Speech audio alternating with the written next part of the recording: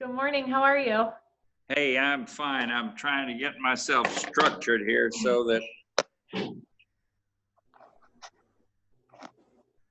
I think we're all right. You look fine and normal to me. Am I appearing on your set? Yes, it's perfect. Good. Thank you. Okay, I apologize for the tardiness. We had practiced and rehearsed to make certain this all went well, and now we're still 2 minutes late. Oh, no worries. It's perfect. Thank you. Okay, it's your show. Tell me the rules, and I'm here to help any way I can. Awesome. Thank you. Well, thank you for taking the time to meet with us today. As you know, I'm Tiffany. I'm with the Bonita Springs Chamber, and we are the Alliance of Chambers. We represent 8 chambers of commerce in Lee and Collier County, including 6,000 businesses and 300,000 residents. We thank you for taking the time to meet with us. And before we get started, we'll go ahead and do some introductions, and then we just have a few brief questions for you. Go ahead. I'll try to write them down as you tell me who you are. Awesome. Colleen, then John? Commissioner, it's Colleen DePasquale from the Greater Fort Myers Chamber of Commerce. Colleen, I know you well. Nice to see you. Nice to see you. Thank you. Commissioner Mann, thanks for being with us today. It's John Lai with the Sandoval Captiva Chamber of Commerce. And you're an old pal too from our TDC days. That's right. Yep. So we are recording this interview and we'll be posting it on our websites and our social media. So we just have 8 questions for you, and we'll kick it off by just asking you to tell us a little bit about yourself. Okay, is this the entire crew? Yes. All 3 of us? Yes. 4 counting me. Well, the 2 people we're talking to, I think, know a little bit about me, but the ones you're sharing this film with this morning may not.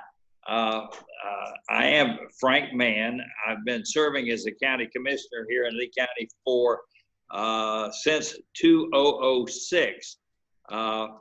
And prior to that, I was honored to spend 12 years in the Florida legislature, starting back in 1974.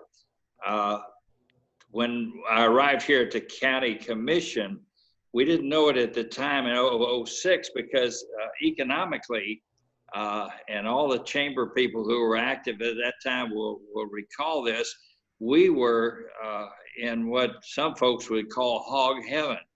These were very good times in 2006, but very soon thereafter, the sky fell in and the economy collapsed, and we were experiencing the worst recession since the Great Recession that started in the early 30s, as we recall, or with a crash in 29.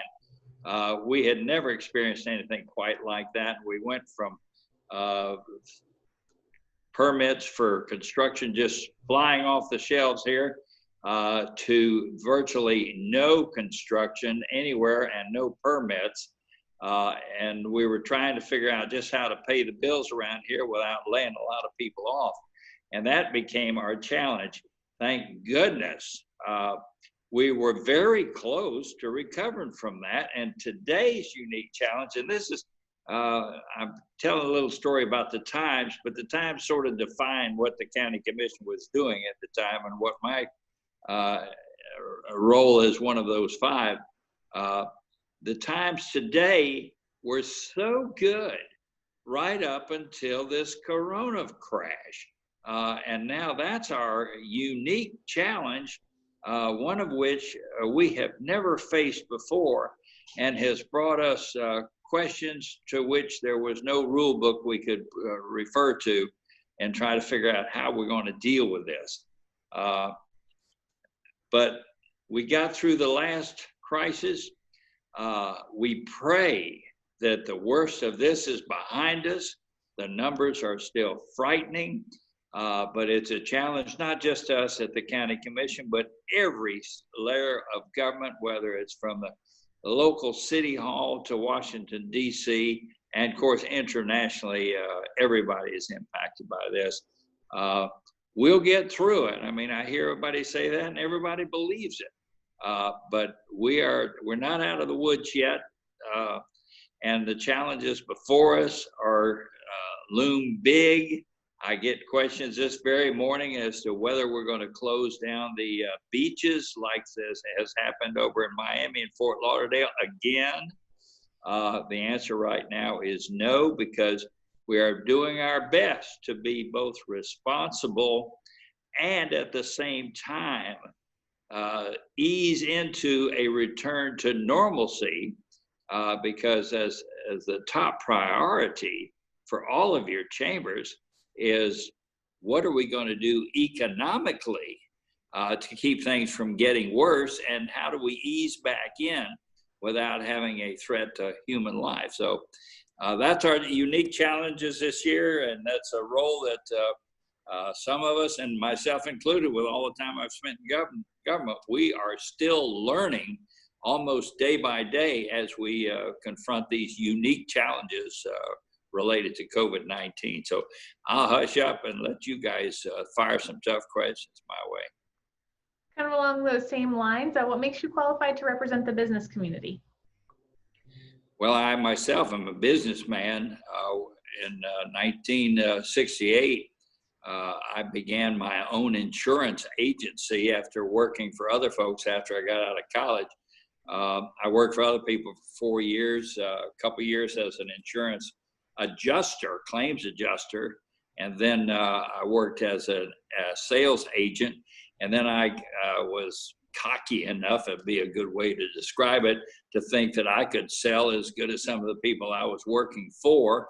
And my wife was a school teacher, and she said, let's see if we can live on my $4,300 school teacher salary, and let's let you go and do what you've been dreaming about, which is start your own insurance agency. So I did that, and for the next 12 or 15 years, that's was my career. In the meantime, we invested in some commercial rental property, and over the years, we continued to invest in commercial rental property, and today, that's what we do. If we can keep them rented, wonderful.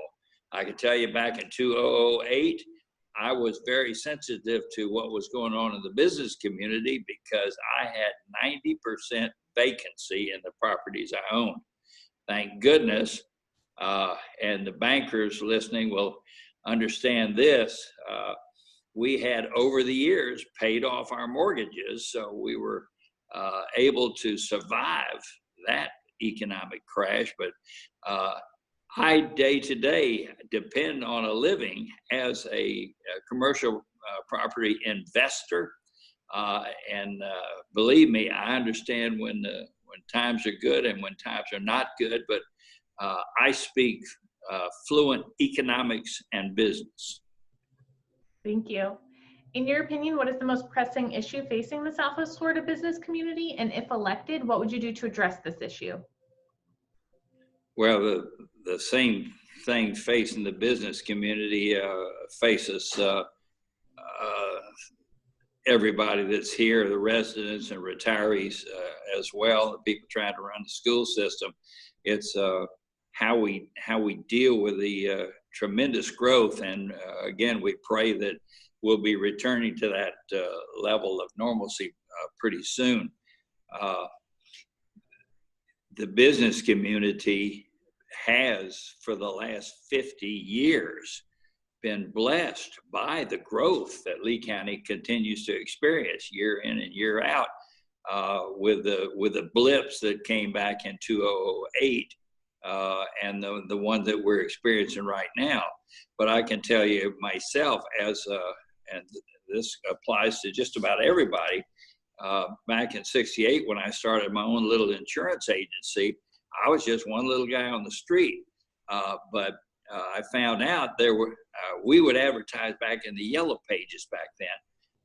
And I would put in that I represented the insurance company in North America, Aetna, Hartford, and what other agencies or insurance companies.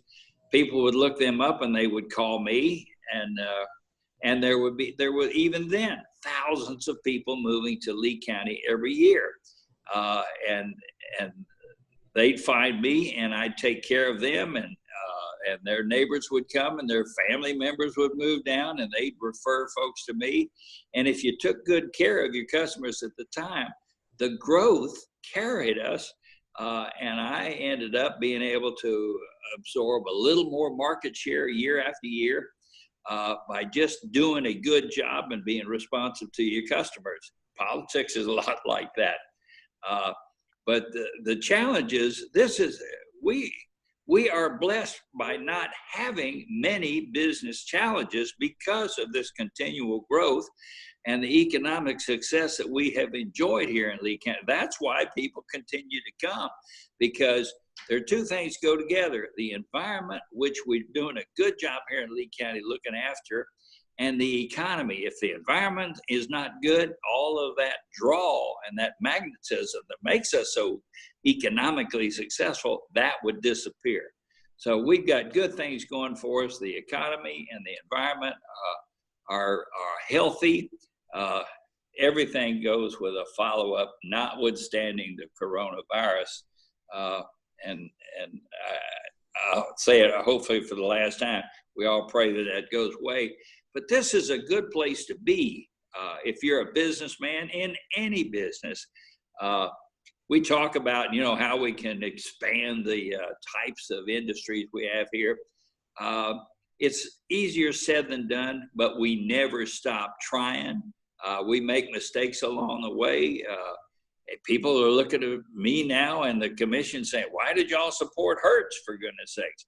Well, it brought hundreds of jobs that were high pay level jobs. And we did subsidize them a little with strong support from the business community. We'll see how that one goes, but overall, what we've been doing as a matter of policy at the Lee County government seems to be working. And part of that policy, again, is to take good care of our environment, make certain our infrastructure, meaning everything from our roads to our schools, is keeping the pace with these growth challenges. And for the challenges we've had, I think we've done a superb job. I think are you there? We are. I just sent you a prompt to ask you to restart the video.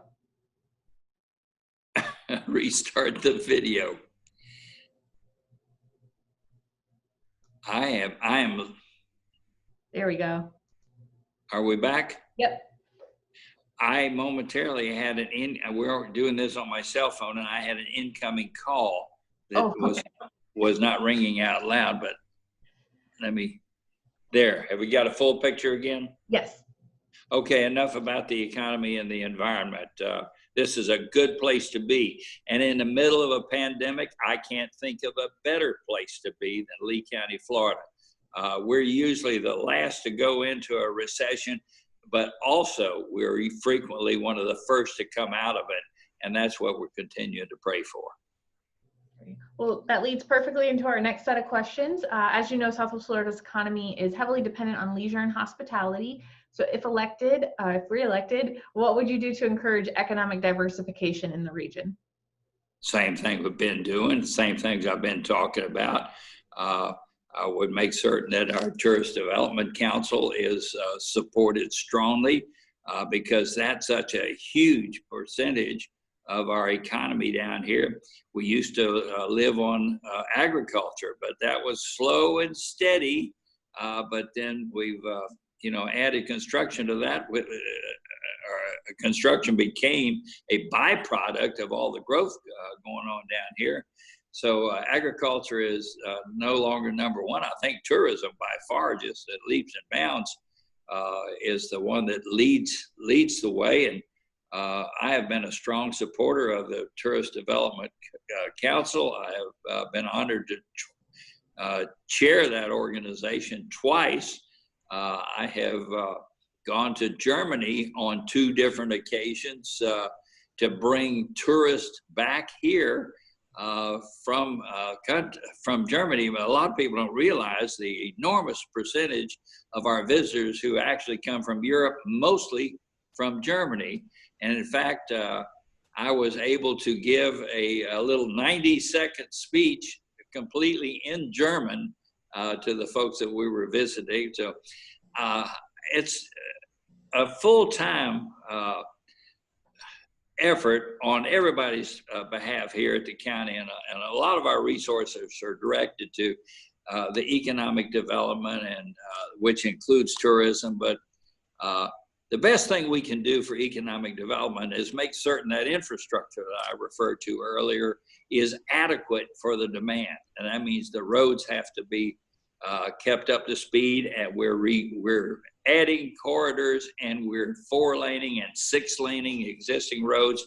We've got the best program we've ever had in Lehigh Acres right now, where those 1,500 miles of roads, which were in such poor condition because they were built with no standards back then, the county took them over for maintenance, and we're putting $5 million a year there.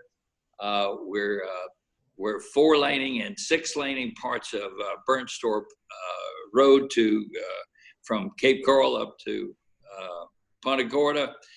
We're doing wonderful things in South County.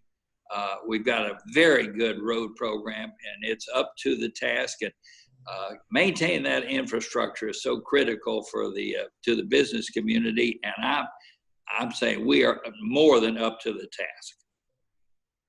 Thank you. So as you know, the Alliance of Chambers was formed in 2018 out of the water crisis that we were experiencing.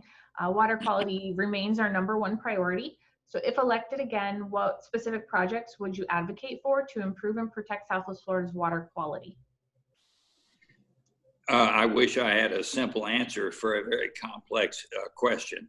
I don't, but I can tell you from my days in the legislature when I supported the restoration of the Kissimmee River coming south from Orlando, which had been straightened by the Corps of Engineers and had allowed for all the nutrient runoff to come directly into Lake Okeechobee.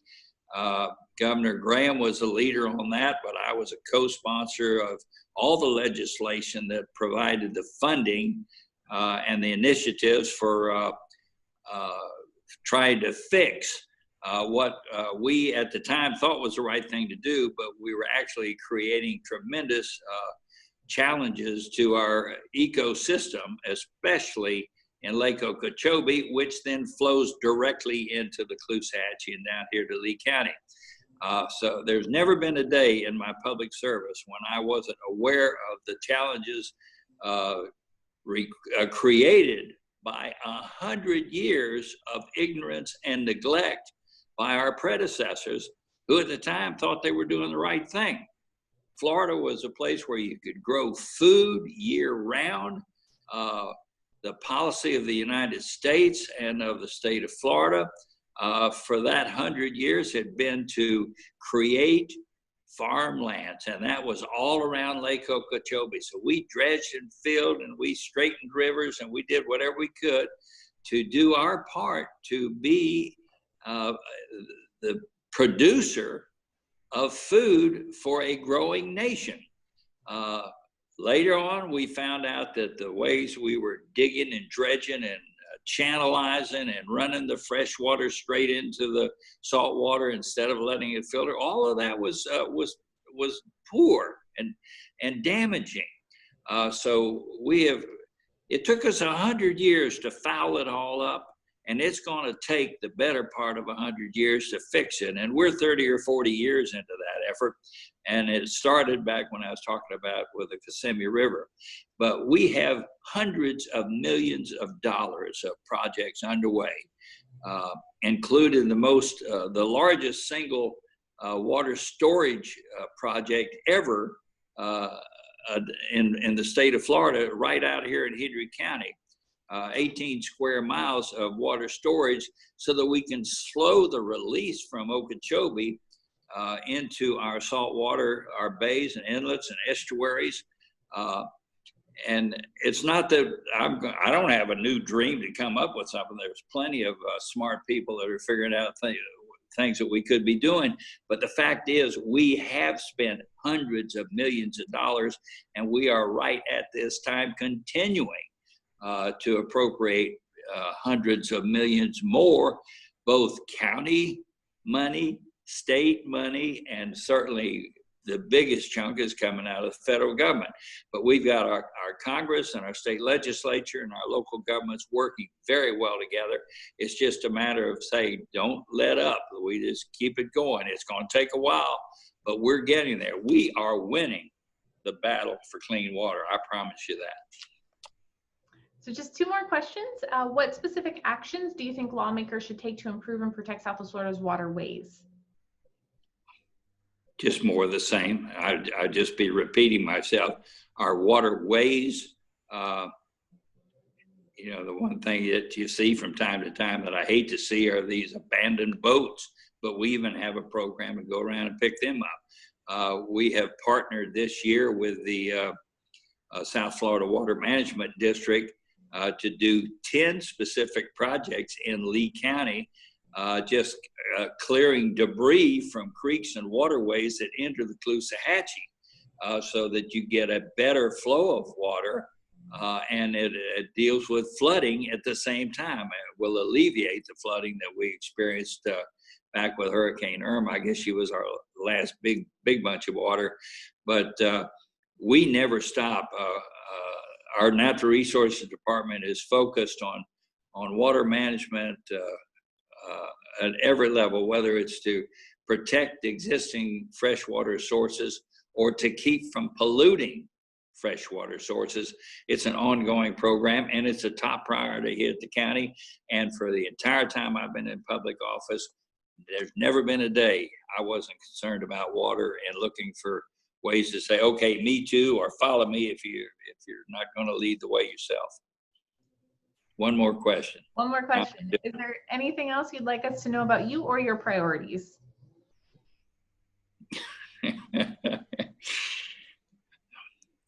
Now, I can only say this. I was one of the few people lucky enough to be born here in Lee County. I got grandkids here. I hope that the next generations can enjoy what I have been able to enjoy. There was only 25,000 people when I arrived here in 1941. We're pushing 800,000 today.